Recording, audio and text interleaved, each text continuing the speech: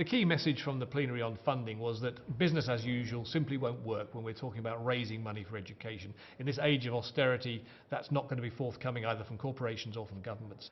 The session focused not just on the gloom of that outlook, but on trying to find some ways forward and particularly some innovative ways of getting new funding. And there were some very interesting suggestions, partly looking at the world of health where money has been raised more successfully.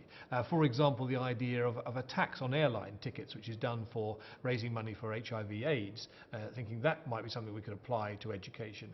Also the idea of a sort of education credit along the lines of carbon credits. So in other words, those who are big users of carbon have to give something back, well the same way, and that would perhaps apply to employers who clearly benefit from education, but are they putting enough back in? Another idea was the idea of global bonds. We're familiar with municipal bonds, raising money to invest in things like education, but we're not yet got the idea of global bonds. So that was another idea that was put forward from a speaker from the World Bank. But of course, it's not just about how you raise the money, which was a big part of the session, but the funding plenary also talked about how you spend it, how you disperse it.